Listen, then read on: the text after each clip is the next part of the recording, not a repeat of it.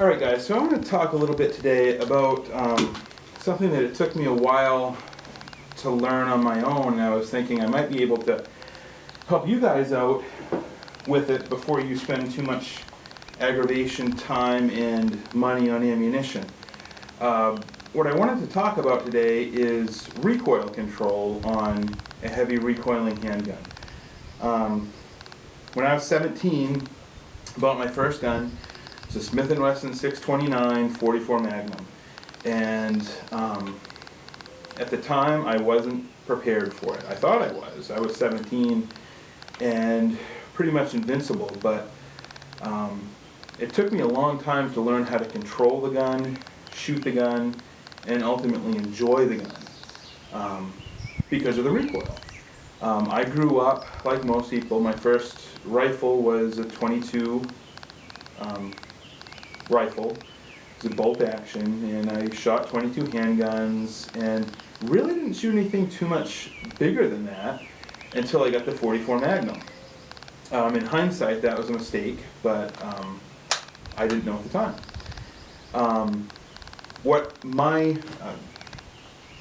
The way I would shoot a .22 is I would come out, lock in, and fire away.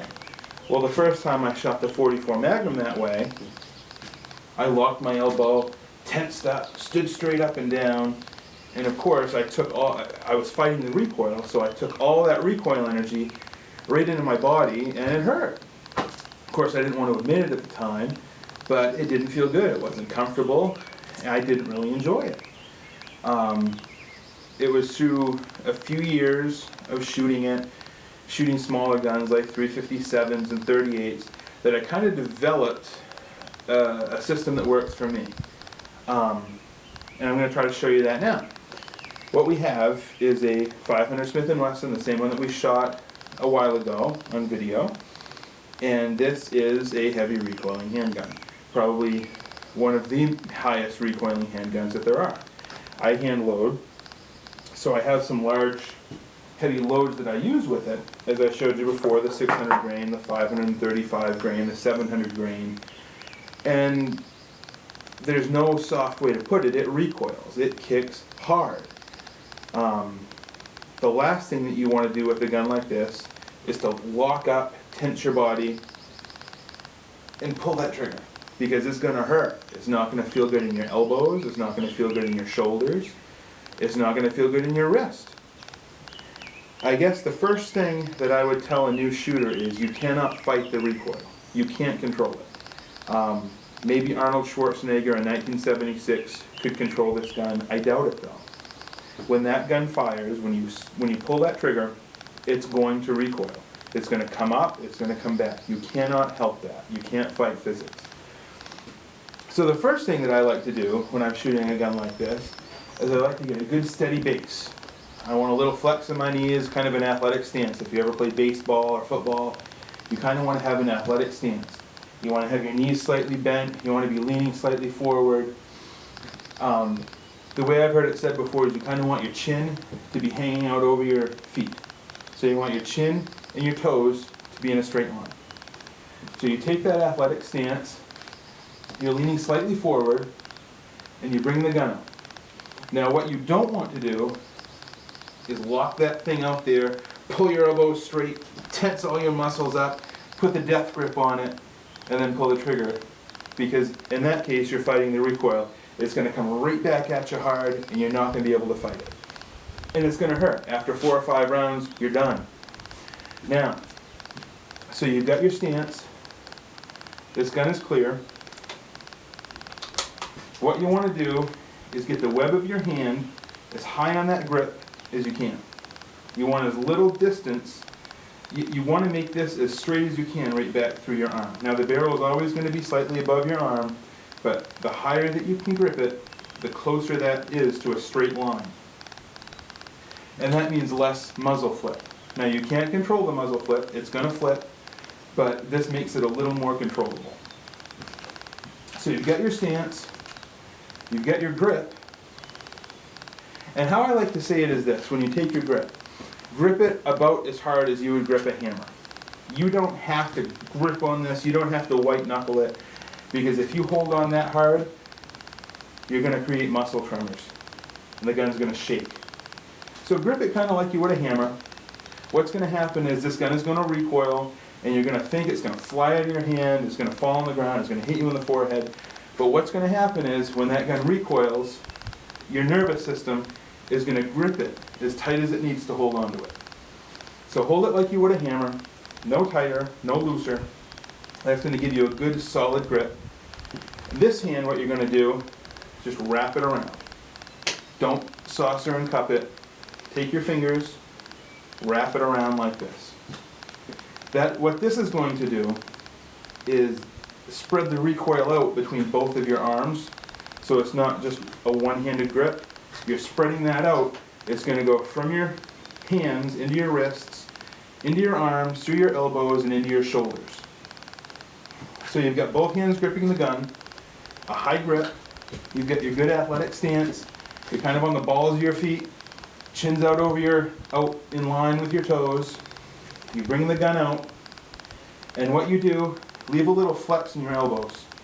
Be loose. Don't try to fight it. The worst thing you can do with a big gun like this is tense your muscles and be tight. You want to be loose. You want to consider these like shocks in your car. This is what's going to take up the recoil.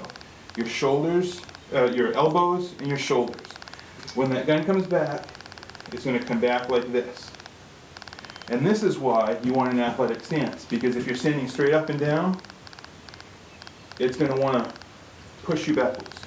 It's going to want you to go backwards. But if you have a good athletic stance, bring the gun out, have a little flex in your arms, a little bend in your elbows, your shoulders are loose, the gun is going to recoil up and not set you back. Then you can come down for your second follow-up shot. And it's not going to hurt. Now, this gun is going to recoil. It's going to come up and it's going to come back. I'm not going to fight it. I'm going to let it do its thing, and then I'm just going to come back down on target. I've got a nice semi-tight grip. My off hand is holding the gun. Elbows are loose, shoulders are loose, on the balls of my feet, little flex in my knees, leaning forward a little bit, because the point is you want your whole body to try to absorb that recoil. Don't just make your wrists do it and your hands do it, because I don't care how big and strong you are, after 5 or 6 rounds, you're done. So, why don't I demonstrate a little bit? We have some, what do we use? We'll use we'll use a 440 and a 600.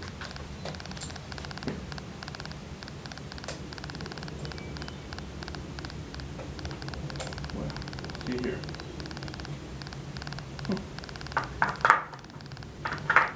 There we go. So a 440 and a 600. Balls of our feet, athletic stance, my chin's out over my feet. Coming up, I've got a good grip, not too tight. Got some flex in my arms. I'm nice and loose. And here we go. Down, same thing. And there it is. Now that's all there is to it. It's comfortable as you can get with a big gun. Using this stance, I've been able to shoot, when I was developing the 700 grain load, I think the most I shot in one day was probably 80 or 100 rounds of the 700 grain loads. The meat of my hand was a little sore at the end of the day, but my elbow didn't hurt, my wrist didn't hurt, shoulders didn't hurt. You can control the gun that way because you notice it doesn't kick your whole body back. You're able to absorb it and go up, absorb it and go up. You're able to get back on target quicker that way. I would say my biggest tip is don't fight the recoil. Don't think that you're going to keep that gun rock solid and it's not going to kick. It's going to recoil. You can't beat physics. This is an extreme example because it's a 500 Magnum. But if you're using a 44 Magnum, a 357 Magnum, something like that, it's very controllable and it's very comfortable to shoot that way. So this is how I do it. I don't have a name for my technique, it's just what I do. I was just thinking that if I did this video, I might save somebody some time and effort and money and ammunition. And it might turn them on a little more to big bore handgun shooting. I enjoy the shooting, I enjoy handgun hunting. It's a lot of fun for me. One thing I haven't figured out yet is a nice, comfortable way to shoot off an arrest with a big gun like this. Sometimes you have to when you're sighting in. It's hard to be loose. You can't have a good base because you're sitting down. My only recommendation would be to have a pad under your elbows. Don't just put your elbows on a hard bench because it's going to recoil right down into your elbow and it's going to hurt. So there it is. That's how I shoot a big bore handgun, comfortably, confidently. So till next time, thanks for watching.